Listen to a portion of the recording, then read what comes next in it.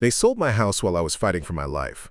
3 months in a coma, machines keeping me breathing, and my family saw dollar signs instead of their son. When I finally opened my eyes, the nurse handed me foreclosure papers and said, "Your sister mentioned something about Vegas." My life savings, my home, my future, all gambled away on blackjack tables while I lay unconscious. But here's what they didn't know. I had kept one secret from them my entire life, one connection they never knew existed, one phone number that would change everything. When I dialed those digits from my hospital bed, my voice barely a whisper, the person on the other end said 5 words that made my family's faces turn ghost white. "The will has been read." Want to know how I went from homeless and betrayed to watching them beg for forgiveness? Stay with me. Before we jump back in, tell us where you're tuning in from, and if this story touches you, make sure you're subscribed, because tomorrow I've saved something extra special for you. The smell hit me first, that antiseptic hospital smell that gets into your clothes and stays there for weeks. Then came the beeping, steady, mechanical, relentless. My eyes felt like they were glued shut, my throat raw like I'd been screaming for hours. When I finally managed to pry my eyelids apart, the world was white and blurry. I was Kaylin Drovarn, 34 years old, and apparently I'd been unconscious for 3 months. The last thing I remembered was driving home from my construction site in Millbrook Heights. Rain pounding the windshield, then headlights coming straight at me from the wrong side of the road. "Mr. Drovarn, can you hear me?" A nurse appeared beside my bed, clipboard in hand, expression professionally neutral. "I'm Janet. You've been in a medically induced coma. You were in a severe car accident." I tried to speak but only managed to croak. She offered me ice chips, and slowly words came back. "My family," I whispered. "Have they been here?" Janet's pause was telling. She busied herself checking my IV, avoiding my eyes. "Let's focus on your recovery first. The doctor will be in shortly." Something cold settled in my stomach, but I was too weak to press further. My body felt like it belonged to someone else. Tubes and wires connected me to machines I couldn't identify. My left leg was in a cast, my ribs wrapped tightly. Every breath was a reminder that I'd nearly died. Over the next few hours, fragments came back. The drunk driver who'd crossed the center line, the helicopter flight to Riverside General, the surgery to stop internal bleeding. But no memories of visitors, no flowers on the nightstand, no cards propped against the window.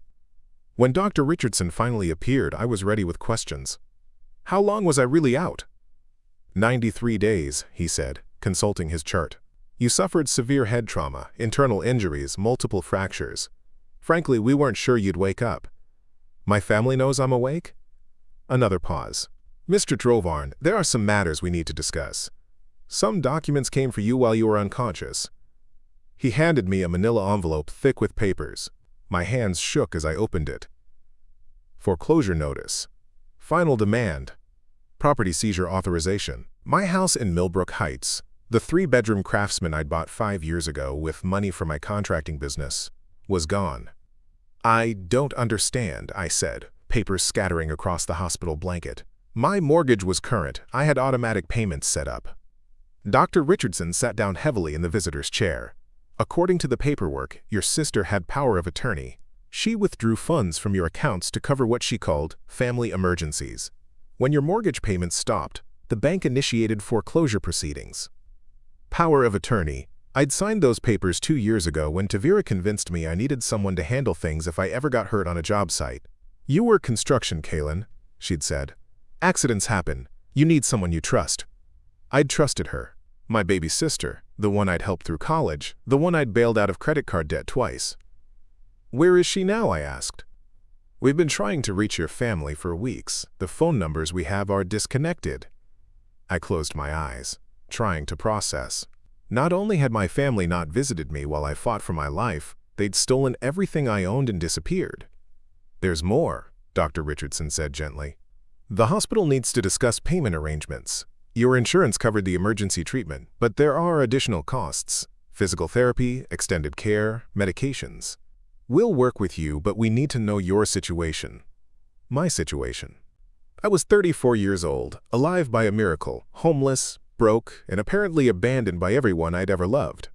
That's when Janet returned with another envelope. This just came by courier, she said. For Kaylin Drovarn. Inside was a single sheet of expensive stationery with an embossed letterhead I didn't recognize. The message was brief. "We need to talk. Call me when you're ready. E.W." Below it was a phone number with a Seattle area code. No signature, no explanation, just those initials. E.W.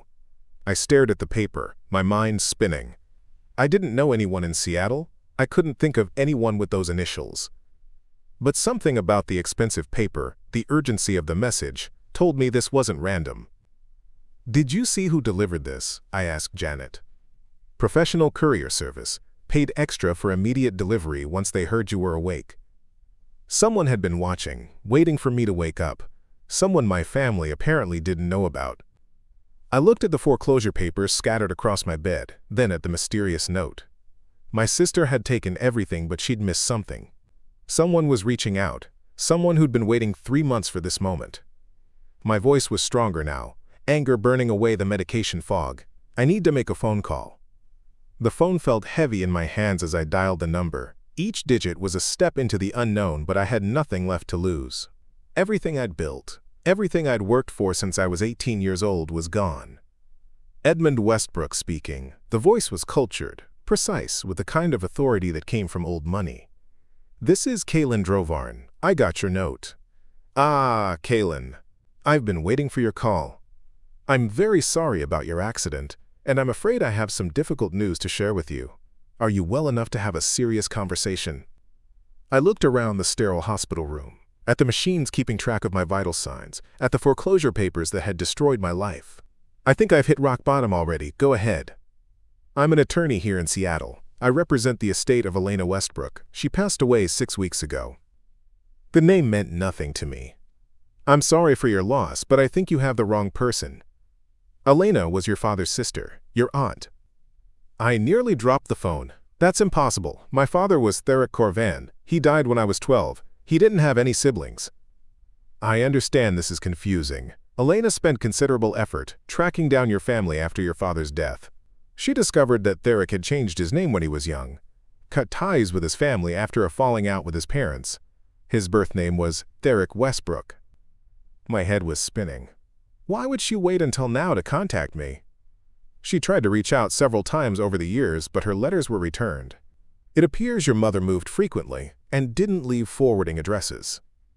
Elena hired investigators to keep track of your family from a distance. She knew about your construction business, your success, your accident. I thought about my mother, Solara, always paranoid about people from the past finding us. She'd made us move 6 times during my teenage years, always claiming it was for fresh starts, but never explaining what we were running from. Elena never married, never had biological family. You and your sister were her only living relatives. She left specific instructions in her will." "What kind of instructions?" "She wanted to help you, Kaylin. She saw how hard you worked, how you built your business from nothing. She was impressed by your character, your independence. She left you something substantial." Hope flickered in my chest, but I pushed it down. "How substantial?" "The inheritance is considerable. Property, investments, business holdings. But there are conditions, specific requirements that must be met." Of course there were conditions. Nothing in my life was ever simple. "What conditions?" "Elena was very concerned about your sister's influence on the family. She'd been watching Tavira's behavior for years. The gambling, the borrowing money, the manipulation. Elena specifically structured the inheritance to protect you from that influence." My blood ran cold. "What do you mean, gambling?" "You don't know. Tavira has been in and out of Las Vegas for the past 2 years. High-stakes poker, blackjack, slot machines. She's accumulated significant debt with some very serious people." The foreclosure papers suddenly made sense. My house, my savings, my future, all fed into slot machines and poker tables while I lay unconscious. "The inheritance conditions are clear," Edmund continued. "You receive everything, but only if you can prove you've completely severed financial ties with your immediate family. Elena saw what they did to your father, how they drained him emotionally and financially before he died. She wasn't going to let them do the same to you." I gripped the phone tighter. What exactly did they do to my father? That's a conversation for when you're stronger. But I can tell you this. Your father tried to help his family many times. They took everything he gave and came back for more. It destroyed his marriage to your mother, destroyed his health, ultimately killed him. Preparing and narrating this story took us a lot of time, so if you are enjoying it, subscribe to our channel. It means a lot to us. Now back to the story. The machines around me beeped frantically as my heart rate spiked. Everything I thought I knew about my family, about my father's death, was a lie. Elena's will is very specific, Edmund said. If you choose to accept the inheritance, you must agree to complete financial and legal separation from Solara and Tavira. No more bailouts, no more loans, no more access to your resources. They'll be officially notified that any further contact regarding money will be handled by my law firm. And if I don't accept? The inheritance goes to charity. Elena was prepared for that possibility. She said if you weren't strong enough to break free, then you weren't ready for the responsibility that comes with the Westbrook legacy. I stared out the hospital window at the parking lot below. Families coming and going, supporting each other through medical crises. Everything I'd never had. How much time do I have to decide? Elena's instructions were clear. You have until you're discharged from the hospital. Once you leave, the offer expires. Why the rush? Because she knew your family would come back once they learned about the inheritance. They'll make promises, show fake concern, try to manipulate you into sharing. Elena wanted you to make this decision while you were free from their influence, while you could see clearly what they'd done to you. I thought about Tavira, about the power of attorney papers I'd signed so trustingly, about my mother, who'd moved us constantly, always claiming it was to protect us but really hiding us from people who might have helped. There's something else you should know, Edmund said quietly. Your family has been contacted about your condition multiple times during your coma. The hospital, the insurance company, even the mortgage company tried to reach them. They knew exactly what was happening to you. And they never came. They never came. But they cashed the checks they wrote from your accounts. They cleaned out your savings while you were fighting for your life. The room felt like it was spinning. 3 months I'd been here, alone, while my own sister gambled away my future in Las Vegas. 3 months of machines keeping me alive while my family pretended I didn't exist. I need to think about this, I said. Of course, but Kaylin, understand that this is your chance to break a generational cycle. Your father never got free. Elena is offering you the tools to build a different life. After I hung up, I sat in the hospital bed staring at the ceiling. My entire world had been turned upside down twice in one day. First, discovering my family's betrayal. Now, learning that everything I thought I knew about my past was fiction. But one thing was becoming crystal clear. For 34 years, I'd been the responsible one, the reliable one, the one who cleaned up everyone else's messes. And where had it gotten me? Alone in a hospital bed, homeless and broke, while my sister played poker with my life savings. Maybe it was time to stop being the family safety net. As the days passed in the hospital, memories came flooding back with uncomfortable clarity. Now that I knew what to look for, I could see the pattern that had been destroying my life for years. It started when I was 16 and got my first real job framing houses with Morrison Construction. I was proud of that job, proud of the steady paycheck, proud to contribute to the family finances. My mother had been struggling since my father's death, working double shifts at the diner but never quite making ends meet. Kaylin, sweetheart, she'd said one evening, sitting on my bed with tears in her eyes, I hate to ask, but the rent is due tomorrow and I'm short $200. Could you loan it to me? Just until my next paycheck. Of course I'd said yes. She was my mother and we were a team. $200 became $400 the next month, then $600. By the time I graduated high school, I'd loaned her nearly $5,000, money I'd planned to use for trade school or maybe starting my own small business.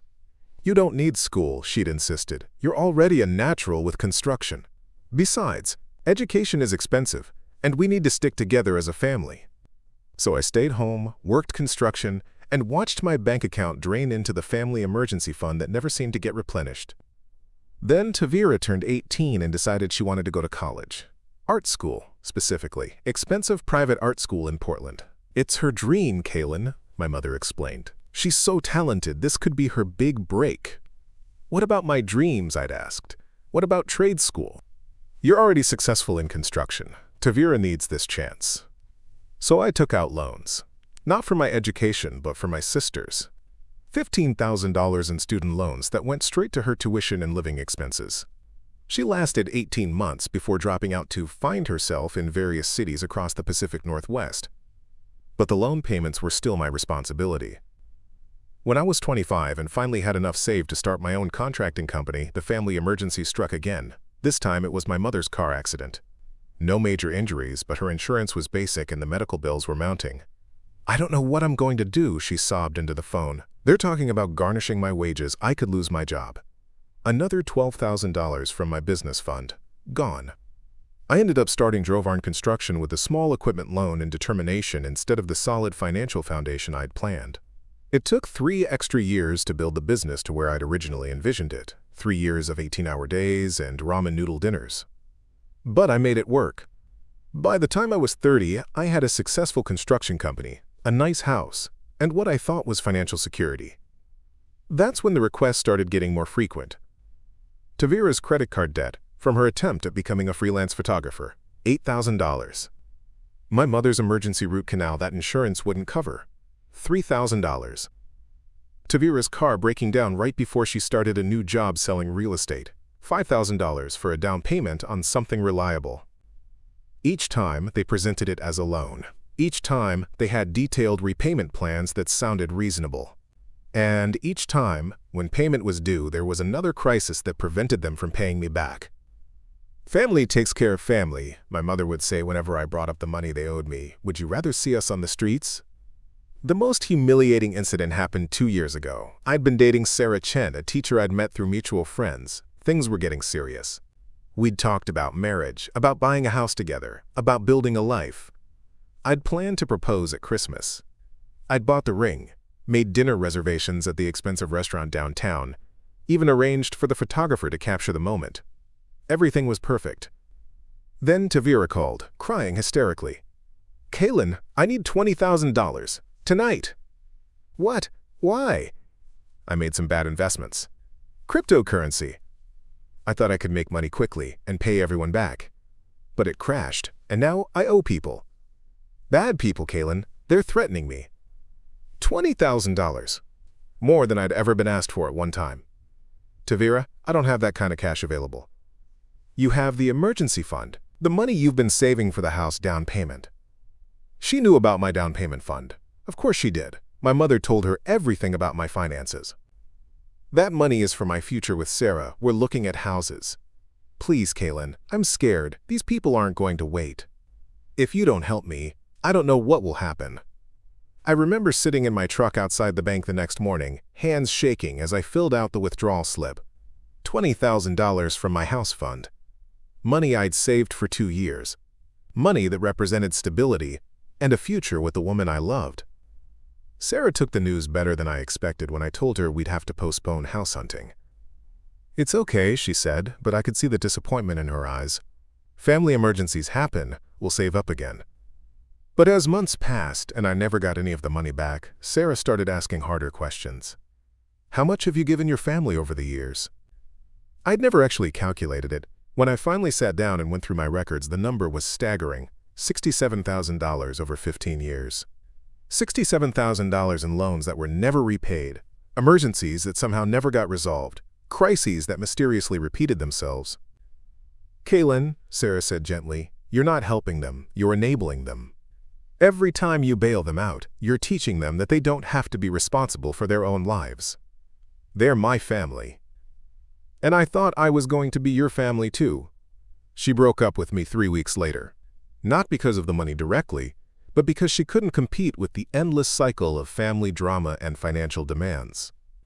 "I love you," she said through tears, "but I can't marry someone who will never put our relationship first. There will always be another emergency, another crisis, another reason why your sister and mother need your money more than we need our future."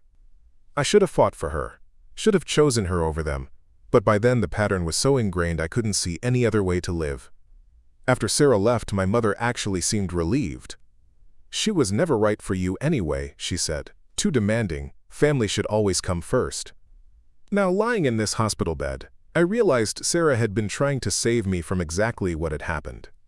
She'd seen the pattern I was blind to, seen how my family would ultimately drain me of everything I'd worked for. And she'd been right. They'd taken everything. Not just my money, but my home, my future, my chance at happiness. While I lay unconscious, fighting for my life, they'd cashed checks and booked flights to Las Vegas. The nurse, Janet, found me crying that afternoon. "Pain medication wearing off?" she asked, checking my chart. "No," I said. "Just remembering things I wish I could forget." She sat down in the visitor's chair. "Want to talk about it?" So I told her. About the pattern, about the money, about Sarah, about waking up to find everything gone. "Sounds like they trained you to be their personal ATM," she said bluntly. "How long has this been going on?" 18 years. She whistled low. "That's not family, honey. That's financial abuse." Financial abuse. I'd never heard the term before, but it fit perfectly. "The thing is," I continued, "I kept thinking that if I just helped them one more time, they'd get stable. They'd pay me back, get their lives together, become the family I needed them to be. And how did that work out?" I gestured around the hospital room, at the foreclosure papers on my nightstand. "Some people," Janet said carefully, "they're takers. They'll take everything you give and come back for more. The only way to deal with takers is to stop giving." That night, I called Edmund Westbrook back. "I want to know more about this inheritance," I said, "and I want to know what really happened to my father." Dr. Elena Vasquez appeared on my 6th day in the hospital, introduced by Dr. Richardson as your new physical therapist. She was probably 45, with gray-streaked hair pulled back in a practical ponytail, and the kind of no-nonsense demeanor that immediately put me at ease. "So you're the miracle case," she said, reviewing my chart. 3 months in a coma, multiple fractures, traumatic brain injury, and now you're arguing with nurses about getting up to walk. I like that attitude." "I need to get out of here," I said honestly. "I need to figure out what's left of my life." "Fair enough, but you're going to do it right. Physical therapy isn't optional, and it isn't quick. You want to walk out of here on your own 2 feet, you're going to work for it." Elena, I learned, had been working at Riverside General for 15 years. She'd seen every kind of trauma patient, every kind of family dynamic, every kind of recovery story. Nothing shocked her anymore. "Most patients in your situation have family members hovering," she observed on day 2 of our sessions. "Asking questions, demanding updates, getting in the way. You're the first major trauma case I've had who handles everything himself." "My family is busy," I said, focusing on the balance exercises she'd assigned. "Busy," she made a note on her clipboard. "That's one way to put it." Elena had a gift for reading people. Over the next few days, she gradually drew the story out of me. Not through direct questions, but through casual conversation during our sessions. "You know," she said while I struggled through leg strengthening exercises, "I've been working with trauma patients for a long time. The ones who recover fastest aren't necessarily the ones with the most family support, they're the ones who have something to prove to themselves." "What do you mean?" "Some people get hurt and they spend all their energy waiting for other people to take care of them. Others get hurt and they use it as motivation to take better care of themselves." She had me walk between parallel bars, my legs shaky but growing stronger each day. "The funny thing about major trauma," she continued, "is that it strips away all the polite fiction we tell ourselves about our relationships. When you're unconscious for 3 months, you find out who really cares about you. And if nobody shows up, then you know where you stand. And you can build from there." On my 8th day, Elena brought coffee for both of us during our afternoon session. "This isn't standard protocol," she said, handing me a cup, "but you remind me of my brother. He was in a similar situation about 10 years ago." "Similar how?"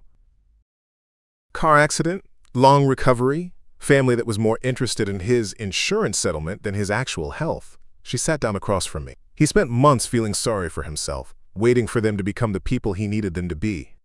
"What changed?" "He realized he was an adult, and adults don't wait for other people to save them. They save themselves." Elena told me about her brother's recovery, how he'd had to learn to build boundaries with family members who saw his trauma as a financial opportunity. "The hardest part," she said, "was accepting that loving someone doesn't mean you have to finance their bad decisions." "Did his family ever change?" "No, but he did. He built a new life with people who actually cared about his well-being. Last I heard, he was married to a wonderful woman, running his own business, happier than he'd ever been." "What about his original family?" "They still call when they need money. He still says no. The difference is, now he has people around him who respect that boundary instead of pressuring him to cross it." On day 10, Elena brought someone with her to our session. Kaylin, this is my friend Marcus.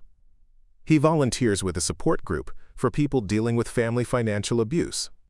Marcus was about my age, casually dressed, with the kind of calm confidence that comes from having survived something difficult. Elena thought we should meet, he said, shaking my hand. I understand you're dealing with some family issues. That's one way to put it. Marcus smiled. I was where you are about 5 years ago. Different circumstances, same pattern. Family that treated me like their personal bank, crisis after crisis, always my responsibility to fix. What changed? I finally realized I had a choice. I could keep enabling their dysfunction, or I could choose my own life. Marcus told me his story. Parents who'd never managed money responsibly, siblings who'd made career after career of borrowing from him, a pattern that had cost him 2 serious relationships and nearly destroyed his mental health. The breakthrough came when I stopped asking how can I help them and started asking how is this helping me? Isn't that selfish? Is it selfish to put on your own oxygen mask first on an airplane? You can't help anyone if you're suffocating. Marcus had brought literature about financial abuse, resources for setting boundaries, contact information for support groups. The thing about family financial abuse, he explained, is that it's invisible to most people. When someone gets beaten up, people say leave them. When someone gets their money stolen by strangers, people say call the police. But when family members drain your resources and manipulate your emotions, people say, but they're family. So what do? You treat it like what it is. Abuse. You set boundaries, you enforce consequences, and you build a support system with people who respect your right to financial safety. Elena watched our conversation with the satisfaction of someone who'd made a good match. Marcus runs a monthly support group, she said. People who've been through similar situations. They meet the 3rd Thursday of every month. You should come, Marcus said, when you're ready. No pressure, but it helps to talk with people who understand. That evening, I called Edmund Westbrook with new questions. Tell me about the conditions of the inheritance again. Complete financial separation from your immediate family. No loans, no gifts, no shared accounts, no co-signed agreements. They get official notification that all financial requests should go through my office, where they'll be declined. And if they contact me directly, you're free to have a relationship with them, but any financial involvement voids the inheritance permanently. What about emotional manipulation? What if they guilt me, threaten to cut contact unless I help them? Edmund was quiet for a moment. Kaylin, Elena spent years watching your father deal with the same manipulation. She saw how it destroyed him. The inheritance conditions aren't just about protecting money. They're about protecting you. Can I ask you something personal?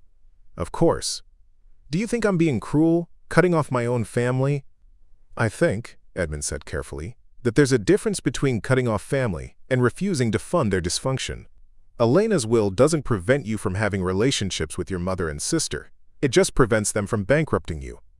That night, I made a list of everyone who'd shown up for me during my recovery. Elena, who'd pushed me to rebuild my strength and my perspective. Marcus, who'd shared his story and offered ongoing support. Janet, who'd listened without judgment and called abuse by its real name. Edmund, who was helping me understand my options. Then I made a list of my biological family's response to my near-death experience. For the first time since waking up, I felt like I wasn't alone. I'd lost the family I was born into, but I was starting to build the family I chose. On my 12th day in the hospital, they finally showed up. I was working through physical therapy exercises with Elena when Janet appeared in the doorway looking uncomfortable. Kaylin, you have visitors. Your mother and sister are here. My stomach dropped. I wasn't ready for this. I'd been building strength, both physical and emotional, but seeing them would test everything I'd learned. Do you want me to stay? Elena asked quietly. Please. They walked in like nothing had happened. My mother, Solara, dressed in a new outfit I didn't recognize, jewelry that caught the light. My sister, Tavira, followed. Hair freshly styled, designer handbag over her shoulder. Oh, my baby, my mother cried, rushing to my bedside. We came as soon as we could. We've been so worried. As soon as they could. 12 days after I woke up, 3 months after the accident. Where have you been? I asked. Dealing with the insurance companies, Tavira said smoothly. The paperwork has been a nightmare. We've been fighting to make sure you get the best care possible. Elena cleared her throat. "I'll let you have some family time," she said, but her expression told me she'd be nearby. My mother sat on the edge of the bed, reaching for my hand. "You look so much better than I expected. The doctors made it sound so dire. I was in a coma for 3 months." "We know, sweetheart. It's been the worst time of our lives, worrying about you. But you never visited." "The hospital is so far from home," my mother said, "and with gas prices and Tavira's work schedule and my own health issues, it's been impossible." Tavira nodded sympathetically. "I've been trying to get time off, but you know how new jobs are. I couldn't risk losing this opportunity." "What new job?" "Event planning in Vegas. It's been going really well, actually. I think I've finally found my calling." Event planning in Vegas. That was a creative way to describe gambling. "The important thing," my mother continued, "is that you're awake and recovering. We're here now, and we're going to take care of everything." "Everything?" "Well, obviously you can't go back to construction work anytime soon," Tavira said. "If ever. Head injuries like yours, they have long-term effects. You'll need someone to manage your affairs." "Manage my affairs?" "We've been looking into disability benefits," my mother said, "and there might be a settlement from the other driver's insurance. You shouldn't have to worry about financial decisions while you're recovering." There it was, the real reason they'd come. Not to check on my health, but to position themselves as caretakers of whatever money might be coming. "I'm recovering fine," I said. "Dr. Richardson thinks I'll make a full recovery." "Doctors say that to keep patients motivated," Tavira said dismissively. "But, realistically, you're going to need help, probably long-term help." "The house is gone," I said, watching their faces. "Oh, sweetie," my mother said, squeezing my hand.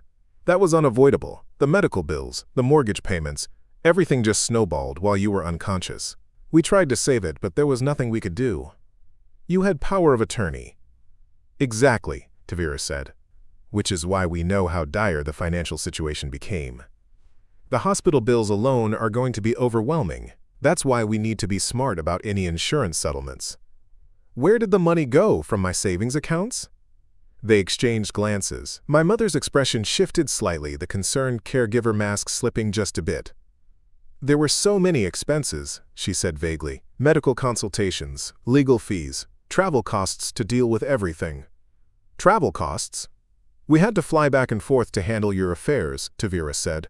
"Hotels, rental cars, meals. It adds up quickly." "Back and forth from where?" Another exchange of glances. "We've been staying with Cousin Maria in Nevada while we sorted everything out," my mother said. "Close to the lawyers who were handling your case." "Nevada. Las Vegas, more likely." "The good news," Tavira said, pulling out a folder, "is that we've found a really good facility for your ongoing care. It's about an hour from here, specializes in brain injury recovery. The staff is amazing." "I don't need a facility. I'm going home." "Honey," my mother said gently, "you don't have a home anymore, and you're not thinking clearly. Head injuries affect judgment, decision-making ability. The doctors explained all this to us." "Which doctors?" "Your medical team. We've been in constant contact with them about your condition and prognosis." I knew this was a lie. The medical team had told me repeatedly that they'd been unable to reach my family. "The facility we found accepts Medicaid," Tavira continued. "And once the insurance settlement comes through, we can look at upgrading your care. But for now, it's the best option." "What insurance settlement?" "From the drunk driver who hit you. His insurance company is going to pay out at least 6 figures, maybe more, depending on how we structure the claim." "We?" "Your family," my mother said. "The people who care about you and want what's best for your recovery." That's when it hit me. They weren't here because they were worried about me. They were here because they'd learned about a potential insurance settlement. They wanted to warehouse me in a Medicaid facility while they controlled the money. "I need to think about this," I said. "Of course," my mother said. "But don't think too long. The facility has limited openings, and we need to move quickly if we want to secure your spot." "How quickly?" "We're hoping to transfer you there tomorrow," Tavira said. "I've already started the paperwork." "Tomorrow?" "The sooner you start proper brain injury treatment, the better your chances of recovery," my mother explained. "We don't want to waste any time." They wanted me transferred to a facility an hour away, under their control, before I had time to make other arrangements. Before I could understand my legal rights or explore other options. "I'd like to speak with Dr. Richardson about this," I said. "We already have," Tavira said. He agrees that specialized care is your best option. Another lie. Dr. Richardson had told me just that morning that I was ahead of schedule for discharge to home care. Well, my mother said, standing up, we should let you rest. Tomorrow is going to be a big day. Where are you staying tonight? The hotel near the airport, my mother said. We fly back to Nevada tomorrow afternoon after we get you settled. Of course they did. Drop me off at the facility and catch a flight back to Las Vegas. After they left, I immediately called Elena back into the room. How much of that did you hear? Enough, she said grimly. They want to transfer you to Riverside Extended Care. You know the place? It's not terrible, but it's not what you need. It's designed for patients with severe cognitive impairment who need long-term custodial care. You're ready for outpatient physical therapy and independent living. Can they force me to go there? Not if you're mentally competent to make your own decisions, but they might try to argue that your head injury affects your judgment. Does it? Elena sat down and looked at me seriously. Kaylin, your cognitive function is completely normal. Your physical recovery is ahead of schedule. There's no medical reason for facility placement.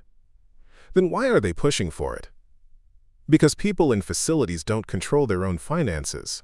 If you're declared incompetent to manage your affairs, your power of attorney takes over everything. The pieces clicked into place. Get me declared incompetent, warehouse me in a facility, control the insurance settlement money. It was the perfect plan. What can I do? First, we document your competence. I'm going to have Dr. Richardson order a full cognitive evaluation. Second, you might want to call that lawyer you mentioned. I called Edmund immediately. They're trying to have me committed to a facility, I explained. How soon?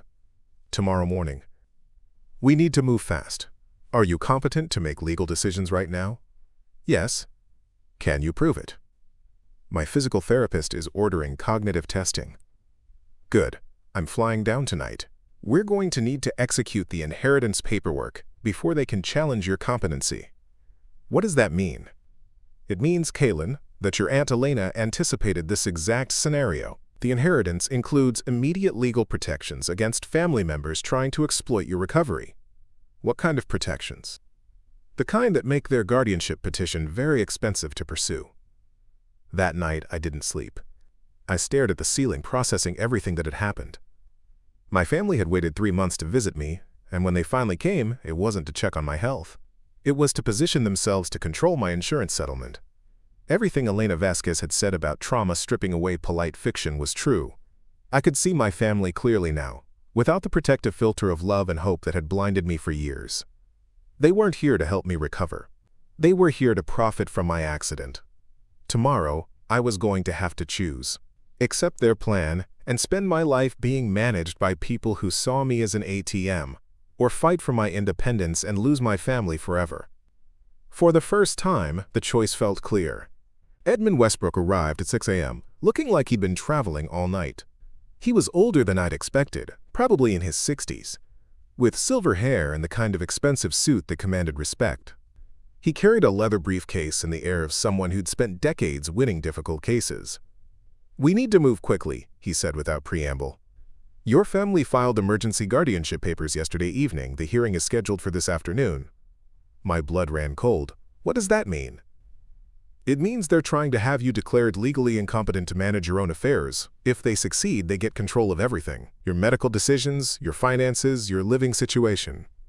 On what grounds?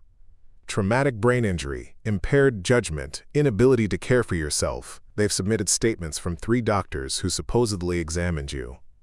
I've only seen Dr. Richardson and the neurologist. That's what I thought. Edmund opened his briefcase and pulled out a thick folder.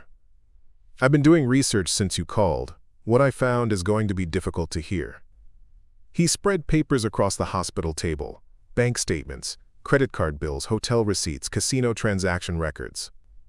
Your sister didn't just take money for Vegas gambling. She's been systematically draining your accounts for 8 months. 8 months? But the accident was 3 months ago. The power of attorney documents she had you sign gave her access immediately.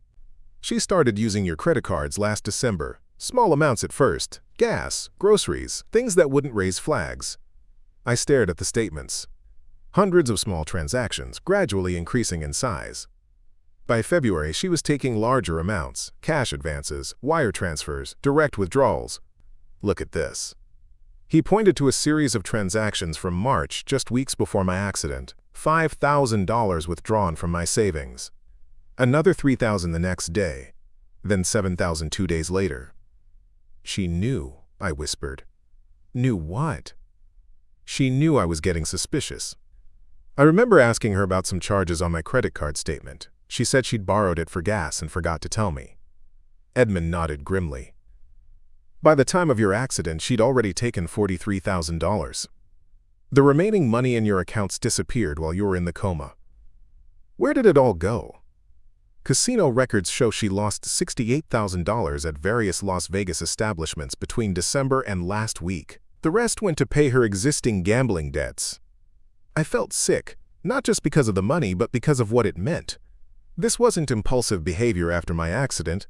This was a calculated plan that had been in motion for months. There's more, Edmund said quietly. I have a recording I need you to hear. He pulled out a small digital device and placed it on the table. This was recorded yesterday evening in the hotel lobby where your family is staying. My associate happened to be there when they were discussing their plans. He pressed play. My mother's voice came through clearly. The lawyer says we need to move fast. If Kaylin talks to anyone before the hearing, this whole thing could fall apart. Tavira's response made my chest tighten. He's not going to talk to anyone. Brain injuries make people confused, paranoid. We'll tell the judge he's been having episodes. What if he refuses to go to the facility? Then we have him committed involuntarily. The doctor in Vegas said it's easy. With head trauma cases, we just need to document erratic behavior. And the insurance settlement? Could be anywhere from $200,000 to $500,000, depending on how we present the long-term care needs. The facility director said patients typically sign over their financial management within the first month. My mother's laugh was cold. Poor Kaylin. He always was too trusting. Remember how easy it was to get him to sign the power of attorney papers? I told him it was just for emergencies, Tavira said. He never even read them, just signed wherever I pointed. The gambling debts are almost cleared now. After we get the settlement, we can finally breathe. What about long-term? We can't keep him in the facility forever. We don't have to.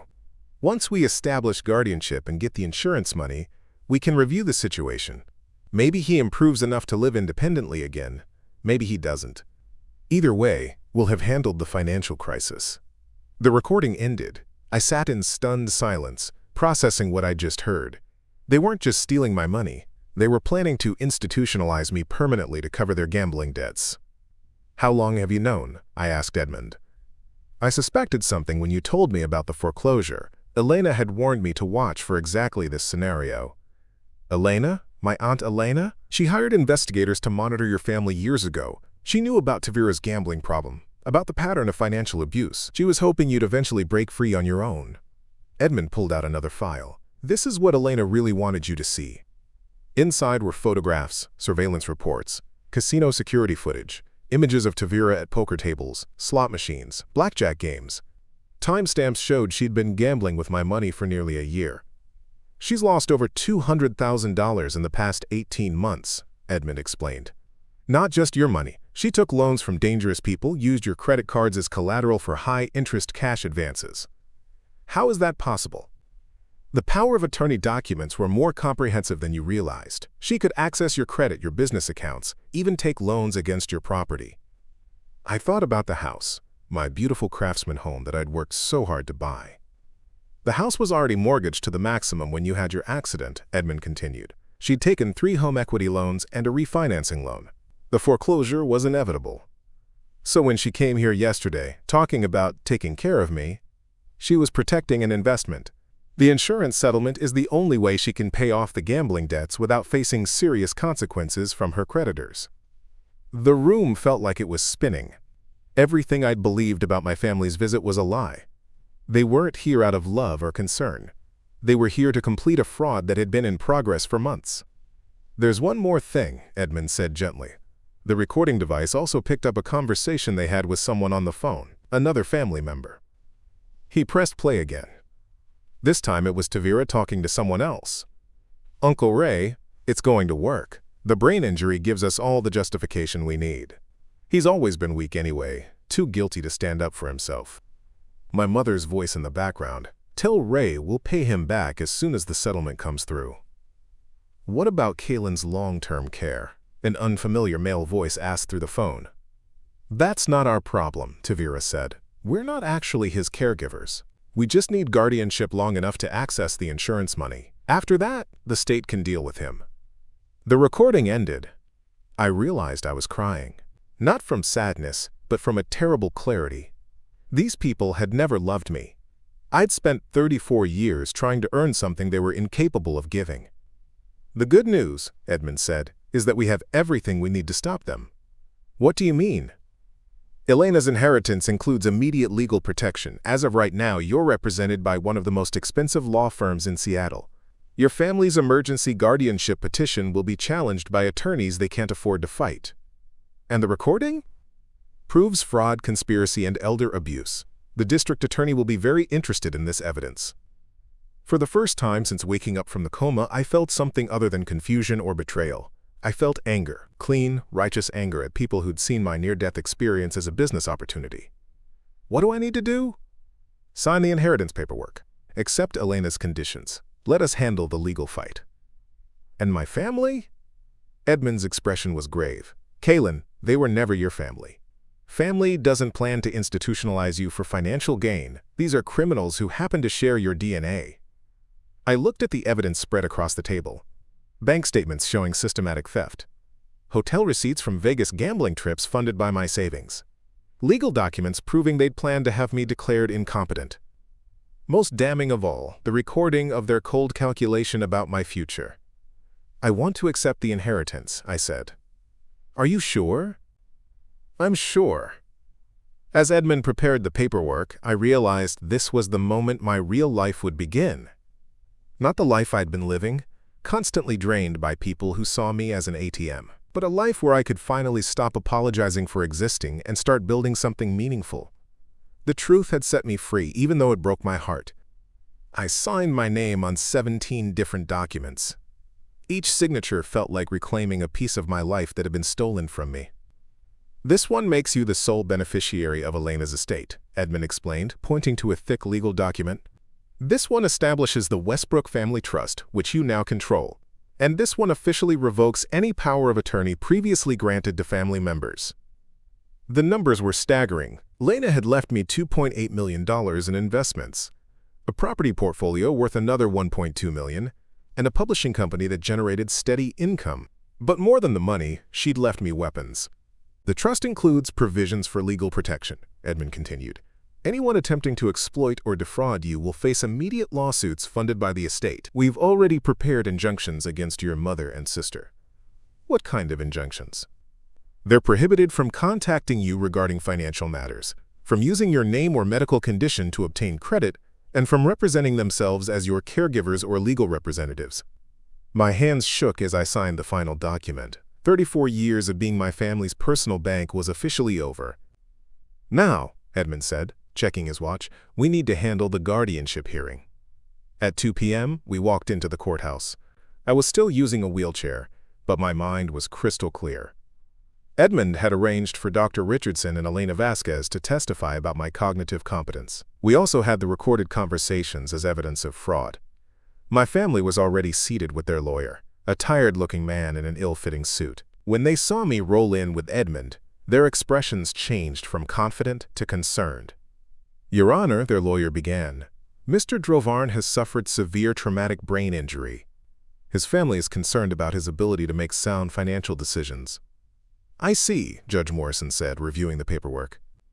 And what evidence do you have of incompetence? Well, he's been making erratic statements about his family, showing signs of paranoia and confusion. Edmund stood.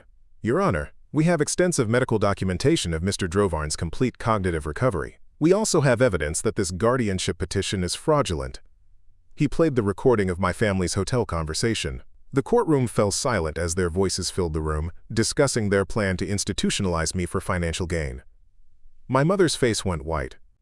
Tavira stared at the table, refusing to make eye contact. Furthermore, Edmund continued, We have bank records showing that the petitioners systematically defrauded Mr. Drovarn of over $90,000 while he was unconscious, using forged documents and unauthorized access to his accounts. Judge Morrison's expression darkened. Are you telling me this guardianship petition is part of an ongoing fraud scheme? That's exactly what I'm telling you, Your Honor. The hearing lasted 20 minutes. Judge Morrison not only denied the guardianship petition, but also issued restraining orders against my mother and sister, prohibiting them from contacting me or attempting to access my medical information. This court finds clear evidence of elder abuse and financial exploitation, he announced. I'm referring this matter to the District Attorney's Office for Criminal Investigation. As we left the courthouse, my family tried to approach me in the parking lot. Caitlin, please, my mother called out. You don't understand what you're doing. We love you. I stopped my wheelchair and turned to face them. For the first time in my life, I looked at them without the filter of obligation or guilt. You've been stealing from me for 8 months, I said calmly. You sold my house while I was in a coma. You planned to have me institutionalized so you could steal my insurance settlement. That's not love. That's criminal behavior. We were trying to protect you, Tavera said desperately. Protect me? From what? Financial security? Independence? The ability to choose my own life? You're sick, my mother insisted. The head injury is making you paranoid. I pulled out my phone and called Edmund, who was still within earshot. Please have your office send copies of the restraining order to these individuals, I said loud enough for them to hear. Any further contact will be reported to the police. Edmund nodded and walked over. Ladies, you're in violation of a court order. I suggest you leave immediately. They stood there for a moment, probably realizing for the first time that their scheme had completely backfired. Instead of controlling my money, they now faced criminal charges and legal fees they couldn't afford. This isn't over, Tavera said. Yes, it is, I replied. It's been over for years. I just finally have the strength to admit it. As they walked away, I felt something I hadn't experienced in decades. Peace. The constant anxiety of wondering when the next financial emergency would arise, the guilt of never doing enough, the fear of disappointing people who were never satisfied anyway, all of it was gone. I wasn't their victim anymore. I was finally free to build the life I'd always deserved. 6 months later, I stood in the conference room of my new office building in downtown Millbrook Heights, looking out at 12 people who'd never met each other but shared the same story. Family financial abuse survivors, each one carrying the invisible scars of being treated like an ATM by the people who were supposed to love them unconditionally. Welcome to the first meeting of the Westbrook Foundation Support Group, I said, my voice steady and confident in a way it had never been before. My name is Caitlin, and 3 years ago my family stole my house while I was in a coma. The Elena Westbrook Foundation had started as a simple idea during my physical therapy sessions. Elena Vasquez had mentioned how many trauma patients she'd seen over the years who were being financially exploited by family members during their recovery. Someone should do something about that, she'd said. So I did.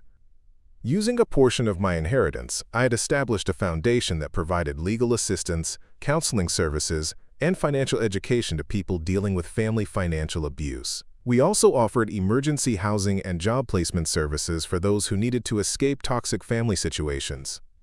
The thing about family financial abuse, I continued, addressing the group, is that it's invisible to most people. When someone gets robbed by a stranger, everyone says, call the police, but when your own sister steals your life savings, people say, work it out, or forgive and forget. Nods around the room. These were people who understood.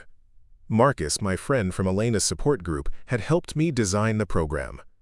He now served as our volunteer coordinator, connecting survivors with resources and helping them rebuild their financial independence.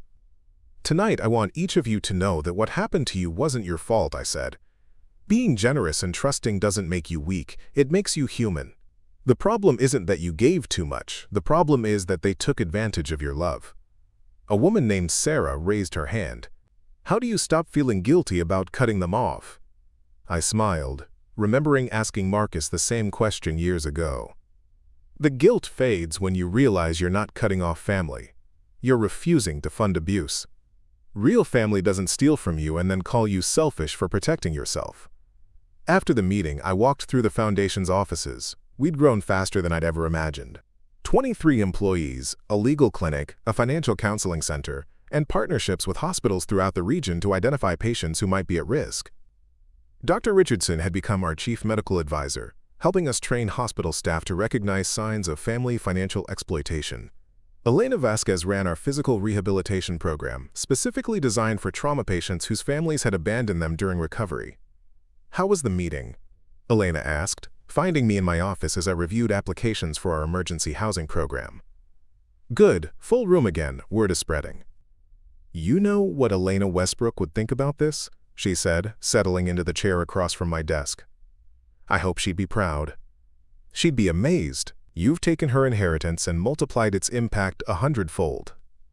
The foundation had helped over 400 people in its first year of operation. We'd prevented dozens of fraudulent guardianship petitions, helped families escape financially abusive situations, and provided legal support that resulted in the prosecution of numerous financial exploitation cases. But the most rewarding part wasn't the numbers, it was the phone calls. Mr. Drovarn, a young man named David, had called last week. "I wanted to thank you. 6 months ago, I was sleeping in my car because my parents had stolen my college fund and kicked me out for refusing to give them more money. Today, I got my first paycheck from my new job, and I'm moving into my own apartment." Those calls reminded me why the foundation existed. Not for revenge against my own family, but to ensure that other people didn't have to face this kind of abuse alone. My mother and sister had been sentenced to 2 years probation and ordered to pay restitution. They'd contacted me once through their lawyer asking if I would consider reconciliation now that they'd learned their lesson. I'd instructed Edmund to respond with one sentence. "Mr. Drovarn wishes you well in your recovery, but he has built a new life that doesn't include you." Because that's what I'd done. Built a new life. I was engaged to a wonderful woman named Dr. Jennifer Chen, a trauma counselor who understood both my history and my mission. We'd met at a conference on family abuse, bonded over our shared commitment to helping survivors, and fallen in love with each other's strength rather than each other's wounds. "Ready to go home?" she asked, appearing in my office doorway at 7 p.m. Home was a beautiful craftsman house in the hills outside town, bigger than my old place, but filled with warmth instead of anxiety. We'd designed it together, every room a choice we'd made as partners, rather than compromises forced by other people's demands. "Almost," I said, finishing up my notes from the support group meeting, just documenting tonight's session. "How many people showed up?" 12, including 3 new faces. "That's wonderful." It was wonderful.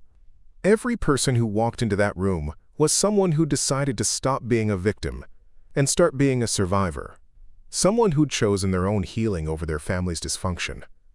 As we drove home together, I thought about the journey that had brought me here. From a hospital bed, broke and abandoned, to a life filled with purpose and surrounded by people who genuinely cared about my well-being. My biological family had seen me as a resource to be exploited. My chosen family saw me as a person to be celebrated. The difference had saved my life and given me a mission worth living for. Edmund had been right. Sometimes the greatest gift you can give someone is helping them understand they have a choice. And sometimes the most loving thing you can do is choose yourself. Up next, you've got 2 more standout stories right on your screen. If this one hit the mark, you won't want to pass these up. Just click and check them out. And don't forget to subscribe and turn on the notification bell so you don't miss any upload from us.